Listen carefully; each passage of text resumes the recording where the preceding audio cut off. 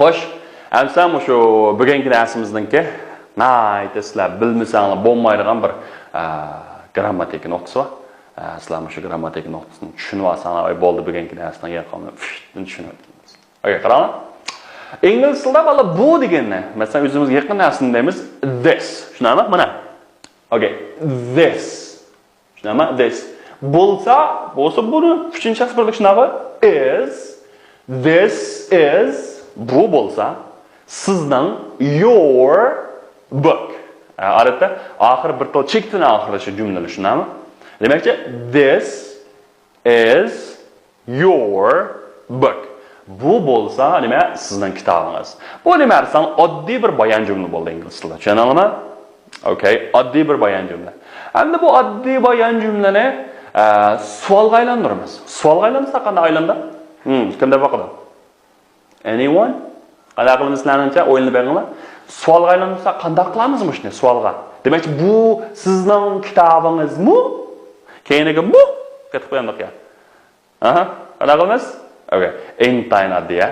Qanday qilamiz? Bu shu is mishariki BP'li, ya'ni is bo'lsa degan BP'larni oldiga shundoq qilib o'tkazib qo'ysak, bu nima bo'ldi? Savol jumla bo'ldi. Savol jumlaning keyinida nima bo'ldi? Bir tal so'roq belgisi bo'ldi. Oningdan keyin jumlaning birinchi harfi qanday qilindi? Cho'ng yoziladi. Okay, yana qarang savoldoshlar. Endi men harfi nima? It u narsa yoki hayvonlarga is bo'lsa, okay, keyinchisi my cat. Endi u bo'lsa mening nimam mushkim. Endi mana sholalarni saqchi. Asan BP'ni fishdan oldiga chiqib ketamiz. Qanday? Is'dan oldiga chiqib ketsangiz, is it my cat? Voy bu mening mushkimmi? Okay, deganda. Qaranglar, you might. Okay, mana sholalarni saqanda you might. Okay. BP'li oldirib bo'ldi emasmi? Buningga you mas qilgan BP'li are demakchi. Are you Mike? Siz Mike ma? Asl shakli nima? You are Mike. Siz bo'lsangiz Mike. Ana BP'ni aytib qo'ysak nima? Are you Mike? Shunami? Desa yes, dema? Yes, I am. Okay, men shu. Demak, endi to'liq shakli buningki bolalar. Yes, I am Mike. Shunami? Hamda yes, I am Mike degandan keyin Mike hamda birinchi jumla are you Mike da chiqib bo'ldi. Chiqib bo'lgandan keyin ingliz tilining grammatik qoidasida hamda birinchi jumla chiqib bo'lganda ikkinchi jumla qanday qilish bo'lmaydi? Qaydlash, qat'iy bo'lmaydi. Shunga yes, I am. Mike qarab ketib, yes, I am lam qanday qildi? Qilib qoldi. Xo'sh, hamsa, shu excuse me degan tekstimizni hozir bizningki bir karton film qo'yildi. Shuni aytdi, quloqni ding tutib, bir anglagandan tekstni bir tushuntirib o'tay, ha. Lesson 1. Excuse me. Listen to the tape, then answer this question. Whose handbag is it? Excuse me. Yes. Is this your handbag? Pardon? Is this your handbag? Yes, it is. Thank you very much. Okay, hamsa anlab oldinglar bolalar? Okay, hamda yana bir savol bor. Okay. Whose handbag is that? Okay, is this? Is it? Hamda u so'mka zari chimdan. Aslancha chimdan da so'mka. Kimningki? Javobini ham shu bizningki avditalning inkas qaytirish nimasiga yo'llangan, ha? Hozir javobi deyilmaydi ma'noda. Okay. Okay, hamsa bu bir qisqagina bir dialog ekan bu bolalar. Bu dialog hamda bu nima desam? Excuse me. Excuse me degan nima? Voy, kechiring, avar qilgan bo'ldim. Demakchi takalluf so'zi, shunami? Demakchi to'nimagan odamni chaqirganda, shuni diqqat tortganda, bir undan savol so'ramoqchi bo'lganda, nima deymiz? Excuse me. Excuse me, shunami? Desa yes. Nima gapingiz bor-ku? Actually, excuse me deb to'g'ri ayol kishi, shunami? Yes. Voy, nima deytingiz? Nima gapingiz bor-ku? Shunami? Yes. Desa is this your handbag? Okay. Nima deganga bo'ldi? Is this your handbag? Bu sizning qo'l so'mkangizmi? Asl shakli this is your handbag. To'liq shaklda bu bo'lsa sizning qo'l so'mkangiz. Bu savolga aylandi o'ganda shu BP'ni shallaqdan oldin o'tkazib o'tdik. Savolga aylandi. Oson. Nima degan oson? Oson bo'ladimi, qiyinchiroq bo'ladi balla. Ammo ingliz tili intayin oson. Azraqlam qonuniyatni bilib olsangiz. Okay, is this your handbag? Nima? Bu sizning qo'l so'mkangizmi desa? Pardon? Anlayapmabdi-da. Anlayamagan qo'y. Nima dedingiz? Nima? Shunami? Pardon? Is this your handbag? Okay, bu sizning qo'l so'mkangizmi? Desa, yes it is. Demakchi, yes it is my handbag. Nima yerga my handbag birinchi jumla chiqib bo'ldi, ikkinchi jumla qaytarishga bo'lamdi? Bo'lmaydi. Bo'lmaydi. Shunga yes it is lan bo'ldi. Shu. Demakchi, shu mening qo'l so'mkam. Okay, thank you very much. Thank you very much. Voy, sizga ko'pdan ko'p rahmat. Albatta so'mkasini teppagan ekan. Okay, qanday qildi? Rahmat bergan. Thank you very much. Okay. Aniq sağlaşlar. Mushu seninki kitobda so'zlikninki keyinida mush har xil harflar bor. Harfdan keyinini to'g'ri chekib qo'yib qo'yadi. Bu nimalarni ifodalaydi desangiz, xuddi masalan mana noun degan ism shunami?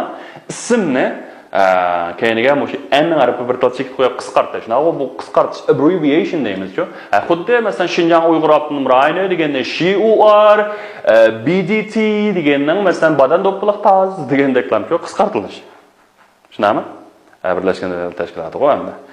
Shuni o'xshash ham ingliz tilida qisqartirdi. Birinchisi mush n chek to'qqasa bu nima? Ism so'z turkumiga tegadi. Demakchi narsaning ismi. U bu ism bilsan-ku, noun. Okay. Aniqda v bir chek to'qqasa verb. Bu degani nima? Fe'l. Okay, bu hisobda fe'l bo'ldi. Verb. Okay. And adj. Okay.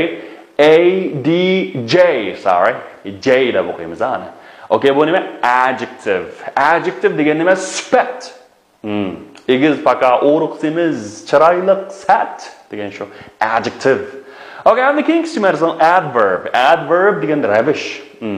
Ravish bo'lsa qanday desangiz, shu nihoyatda go'zal, azroq go'zal emas degandek shu sifatning darisini kemayib qo'shirib boqadi, shu ravish adverb. Adverb, adv bo'lsa pronoun. Okay. Ana pronoun degan almash. Almash masalan nima? Ablajon bo'lsa bir o'qituvchi. Endi I am a teacher. Men bo'lsam bir o'qituvchi. Demak, shunday I birinchi shaxs almash o'qib keladi. Bir odam ismlarning o'rniga almashtirgani pronoun deymiz, ha? Yana preposition, okay? Ana preposition degan so'z oldi qo'shiluvchilar. Okay, so'z oldi qo'shiluvchilar. And conjunction degancha bog'lovchilar. Okay, bog'lovchilar deganimiz hamda. Masalan, and va bilan ham shunami boshlanadi deymiz. Okay. Ondan keyin intan yana bir muhim hukm nima desanlar? Numbers. Okay, ingliz sana. 10 sanay olamsizlar? Bugun 10 san saqlan bo'ldi. Okay, 10 san saqlan bo'ldi. Okay, men sanab baqinglar. Men ekranda Mushu 0 dan tortib 9gacha rasm bor. 10 ni qetib qo'yganlar bo'pti. Okay. Sanab baqinglar. Okay, men 0 nim deymiz. 0 yoki O telefon numarani O deb o'qiymiz. Okay. 1 2 3 4 5 6 7 8 9 10. Okay, now yaxshi. 0 1 2 3 4 5 6 7 8 9 10. All right. Anda buning yezilishini ustidan ostiga bir qarab baqaylik. Okay.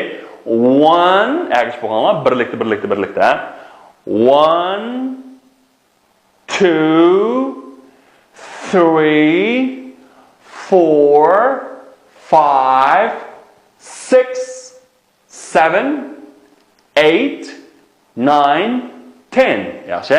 1 2 3 4 5 6 7 8, 9, 10. Good. 10. Demek ki 10 sanashni o'rganib olsanglar, sizlarnikini aytdi. Cho'ng qalbanglar. Okay. Endi mavo igilik kelish shu ning degan shakllarning bir tafsiri olda tushuntirilishi. Endi biz buni ekranni cho'ng aytib, sizlarga nima qilib beramiz? Sizlar meni resimga tortib olib, saviyasidan yuqori bo'lgan savodashlar meni ko'rsanglar. Endi men yangi boshlagan bolalarga manda tushuntirib o'tishdan qanday desanglar, ancha menimcha hojati yo'q. Endi men darsni yana bir qatim o'rganib bo'lgan savodashlarni bir qatim takror yuzidan ko'rsam deyishni umid qiladigan, bir takror texmi bekrak bir narsa o'rgansam deydigan savodashlar bo'lsanglar, sizlar men ekrandagi ashlarni qada bir takrorlayib o'tinglar. Biz mana shu videoning ostiga rasm shaklli naqshini chiqarib qo'yamiz.